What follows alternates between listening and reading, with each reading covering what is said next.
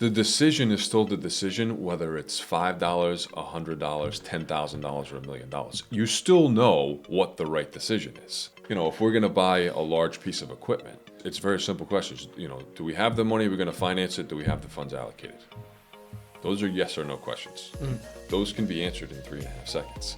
What else? If you need it and you want it and you can pay for it, you shouldn't take 3 weeks. Welcome to the Royal Flush Podcast, Episode 5. I'm Kyle McShane, the social media manager here at Royal Flush. The goal of this podcast is to give you a behind-the-scenes look at the operations of our company, as well as highlight some interesting people in the local Rhode Island area. In this internal episode, John and I sit down and talk about decision-making in business, specifically here at Royal Flush. It's a great conversation as we give you a look of what happens behind the scenes here at our shop in East Providence. As always, please be sure to share the episode if you take anything valuable from it. Hope you enjoy. Thanks for listening. So let's talk about decision making. Okay, Obviously, let's do it, Cal. Day to day, there's hundreds of decisions to be made throughout the course of a week, a month, thousands of decisions to be made. What does the process look like? Decision making is very, very important. Before we go to the process, let me take you back on maybe my experience of decision making in my previous career. So I worked for a large, big company that had probably, 50,000 people, big corporate company. And anytime you wanted to do something different, change something, maybe came up with a phenomenal idea that you wanted to implement that you thought could change today, tomorrow, or maybe even change the whole entire business, there was probably a layer of, 50 to 100 people that would have to go through and explain and PowerPoint and lay it out. And basically, you couldn't change anything, right? It was such a big machine. You couldn't change things. And so the ability to make decisions in that environment was, you felt hopeless. You couldn't change something. You couldn't come up with a fantastic idea, implement it, and see the results. It was really, really challenging. So one of the things I love about us here at Royal Flush and being a small business is the ability to change and adapt instantaneously, right? And to me, that is a big part of the decision-making process and how almost instantaneous a decision can be implemented, and you can see change based on that decision right away, in a good way or a bad way, right? Let's face it, we all don't make the right decisions every time. We know that for sure. Yeah. But for us and for me, really, we should be able to make a decision on any topic under any circumstance that has to do with this business for any amount of money in less than 24 hours. I truly believe in analysis paralysis. I do not think you need to mull things over for days or weeks. I'm a big gut feeling person. I think that, everybody kind of knows. You get that feeling, or you're like, everything seems good, but I don't know. It doesn't feel right. To me, that means your answer is no. And at that point, you're trying to convince yourself why. Okay. I believe my gut. So create any scenario. Hey, we're gonna get these hats made. Okay, we're gonna look at a couple different vendors, a couple different options. We're gonna get them. We'll get the prices, and boom, pick which hat you like. Let's not spend 2 weeks on deciding which hats to get. It is ultimately probably inconsequential. You're only really making, probably throughout the course of the year, 2 to 3 massive life-altering decisions on a day-to-day basis. It's just about making the decision, right? A quote that I love is, it's not about the decisions you make, it's about making a decision at all. I like that a lot. And you mentioned the analysis paralysis. I think that's one thing that personally, and I think you've seen it kind of go on in my brain. Yep. Is the analysis paralysis almost perfectionist? Like, if it's not exactly the way I think it should be, Yep. It's just like lack of action, all that type of stuff. So on the business side, what's a case where you've kind of seen that play out? Maybe with Royal Flush, maybe with your other professional background. What's that analysis paralysis that maybe you've seen in yourself or a colleague? Yeah. Well, I think anytime you incorporate money in a decision, right? I mean, we're getting lunch, and do we want Subway or Jersey Mike's? That's a pretty quick, easy decision that everybody's going to make, right? $5, $6, $7, $8. Cool. This is what I'm feeling like. This is what I'm not. When we incorporate large amounts of money, that's usually when the process of the decision becomes a lot longer and a lot labor intensive. However, what I've learned is the decision is still the decision, whether it's $5, $100, $10,000, or $1 million. You still know what the right decision is. You might have to go through a couple other steps. And so, if we're going to buy a large piece of equipment, it's very simple questions. Do we have the money? We're going to finance it. Do we have the funds allocated? Those are yes or no questions. Those can be answered in 3.5 seconds. We've probably already done the research, but if we haven't, hey, what's option A and option B? What's the Chevy or the Ford version of it? Which one do we like better? Which one do we feel like we're going to get service better? These are answers we can get in 10 seconds. You can look at some reviews. You can call people within our industry. Hey, what's your feeling on this item? Which one do you like? Okay, we trust you. We like that item too. Let's buy it. What else? If you need it and you want it and you can pay for it, you shouldn't take 3 weeks to buy a new Dan cutter arm that's going to be robotically cutting. And I think that's a great scenario. So we have a robotic cutter that reinstates or cuts holes in our liner. It's a really important tool in what we do. And we've had one for, 3-4 years. And it's a great tool. It needs general service and maintenance. But we came up on a project where it was being serviced. And, of course, now shipping sucks, right? You can't. It's not it's nobody's fault, but in order to get something there, we needed it back in a week, and it was delayed, and it's just we're out of control. Right? We can't control that process. We're relying on a third-party shipping company to get it from Florida to here, and let's say it was a Monday, it was supposed to get here Tuesday, but we didn't know if it was going to, and we needed it for Wednesday morning. We had a really important job that we didn't want to delay, and we were debating getting a backup unit anyway, right? A second, what we call this robotic Dan cutting arm that we can now put in the rotation and have two. If one's broken, we can use this one. When we send one back to be maintenance, we can always have one. And Mark and I and Jim sat down, and it was a $27,000 purchase. And we had hoed and hummed about it because we didn't really see the need for it. But this situation brought the need to light. And we looked at each other and said, why are we questioning this? Let's get the arm. The $27,000 cost is worth the value of having the piece of equipment that we need that's going to allow us to perform to make tens, 20s, 30s, hundreds of thousands of dollars. The $27,000 is insignificant. Yeah. We're sitting there and we said, let's get it. Place the order right now. We could get the arm guaranteed to us by Tuesday. And where we didn't know when the one was going to be fixed, if it could be guaranteed to us by Tuesday. The $27,000 decision we made in 30 seconds. You just nip it in the butt. Just do it. And you know what? It's a great decision. We don't regret spending the money. It's been fantastic. So just the ability, and so previous times, we probably would have deliberated and debated that and, had the impact of the $27,000 and the cost, and that could have taken weeks and weeks and weeks when really it shouldn't have. And so you get the facts, you gather the information, and you make the decision, and that's it. And I think if we can just do more of that, not only in business, but in life, we will be more productive, less stressed. And so the decision-making process I think is really, really cool. I think we do a really good job on it.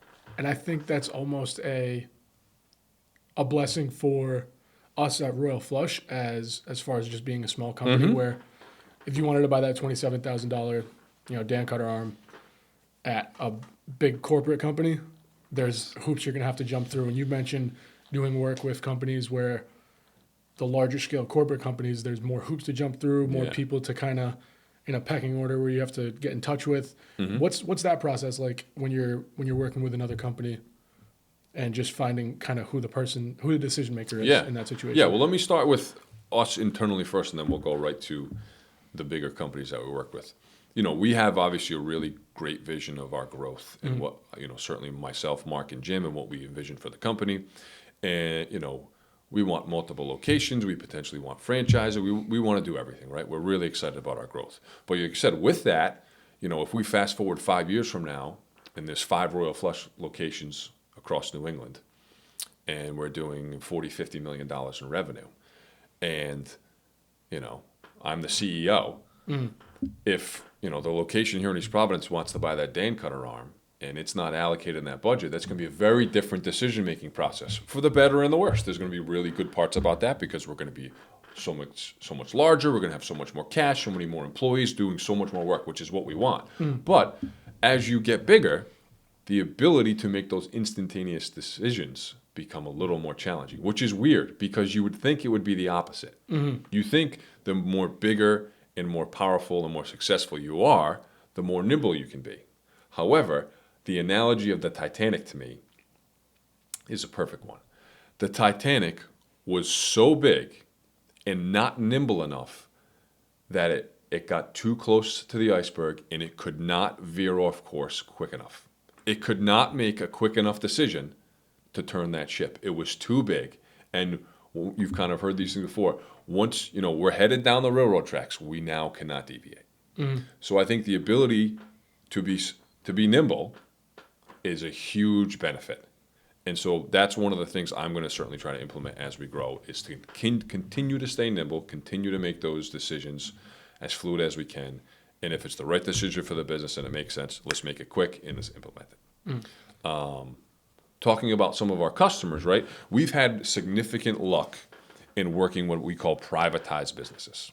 So whether that's working directly for an owner, directly for a general contractor, directly for a property management company who's working with somebody who owns a business.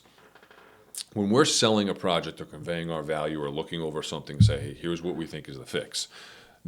If we have the opportunity to talk directly to the decision maker, the chances of us getting that job tenfold, if not 20 or 100-fold, because we can answer questions back and forth, we can convey information, we can maybe show the immediacy or the urgency or the value of us compared to somebody else.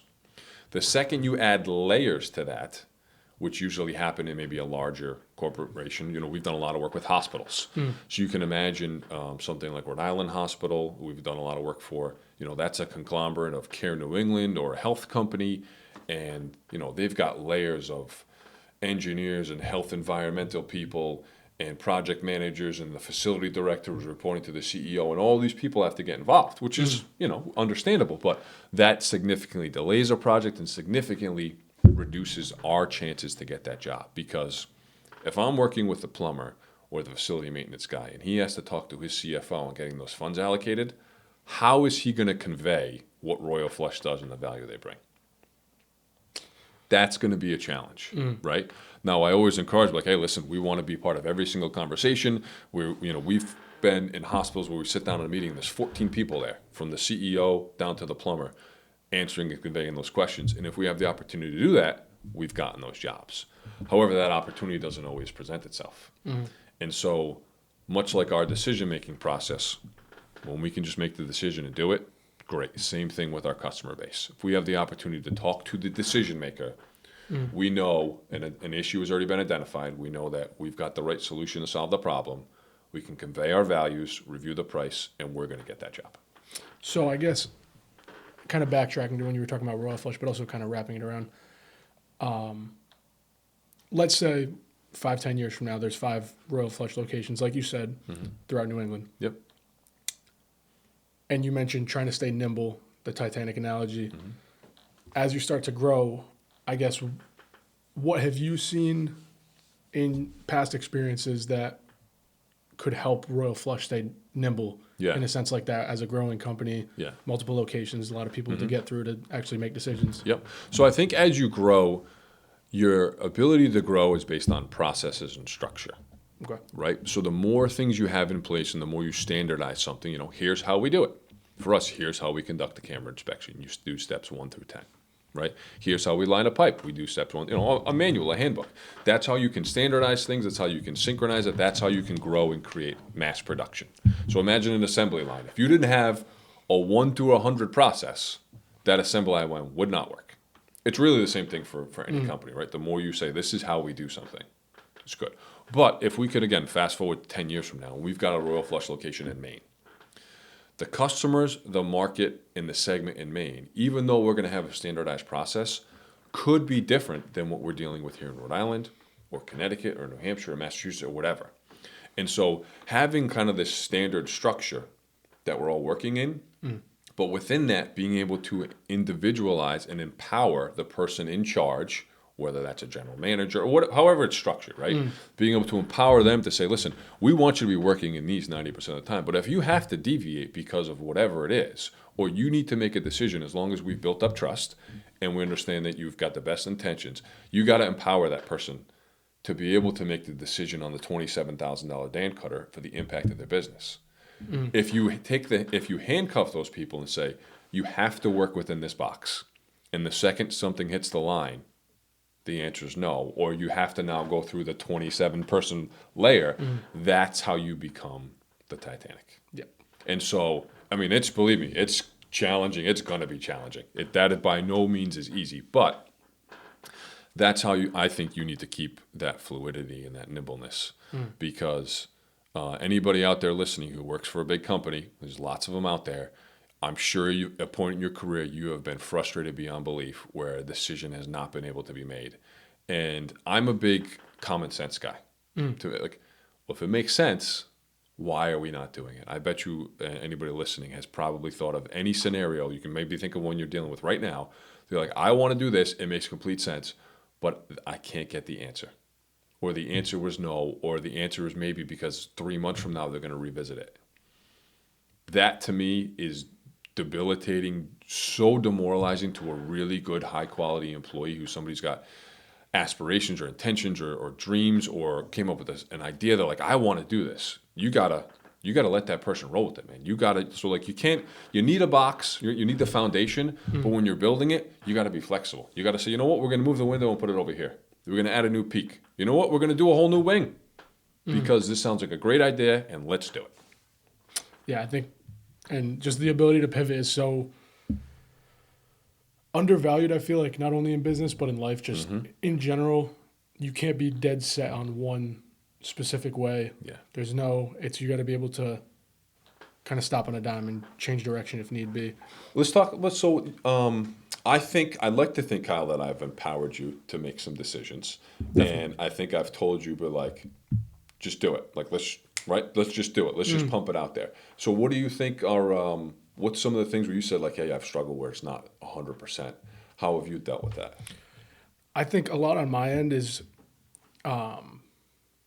being a video-minded guy, marketing-minded guy. I'm a perfectionist in the sense that if I have a certain vision in my head, this is like a therapy session. Now I'm going to talk this out. It's perfect.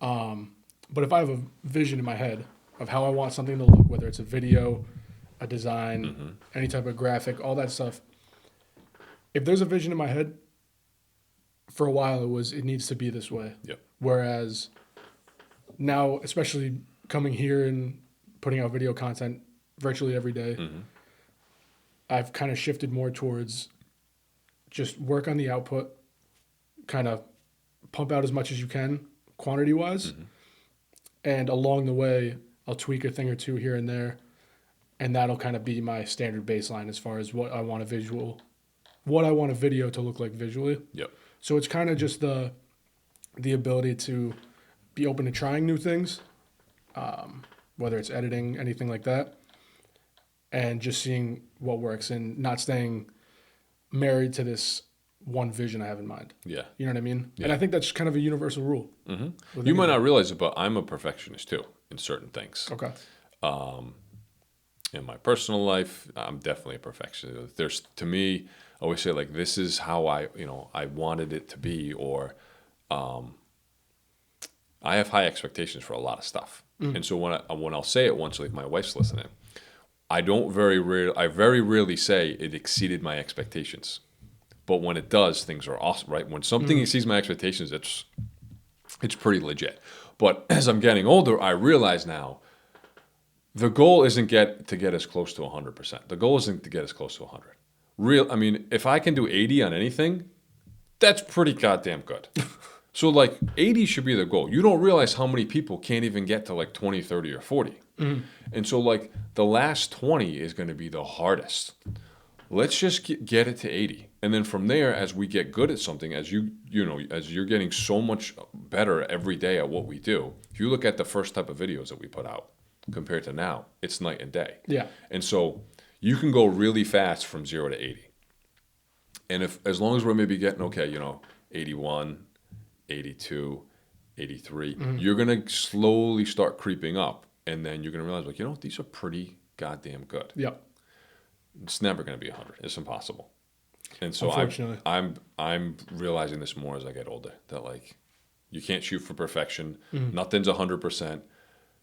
If I started lowering my expectations, things would exceed them a lot more, and I'd be a lot happier half the time, But right? it'd probably look a lot shittier. Just all around. If I just lowered what I hoped, I would be saying to my beautiful, amazing wife, this really exceeded my expectations all the time. Your life would look a lot different. That's too. my fault, right? Yeah. I'm the one who set this high bar for no reason. Just in my own head, something's supposed to be. But when you see the fruits of your labor of having high expectations and this is the standard, this is what I expect. Yeah. It sets yourself up for a better life all around. Business, family, you know, anything like that is the higher you have that bar, it might not get exceeded as much, but it's the end result is obviously more times than not going to be a lot better. Yeah, absolutely. Yeah. So I think it's not about making, well, let me think of the quote. It's not about the decisions you make, it's just about making a decision. Yep. That's all that matters. Love that quote. Take A and B, just make a decision. Most people in most businesses will not make the decision. Yeah. I say we end it on that. That's a good quote to end on. I mean, yeah. All right? Hey, to anyone watching this, if you're mulling over a decision, just make the decision. Just make the decision. Pick it. Do it. What's the Shia LaBeouf video? Do it. Do it. Just do it. All right.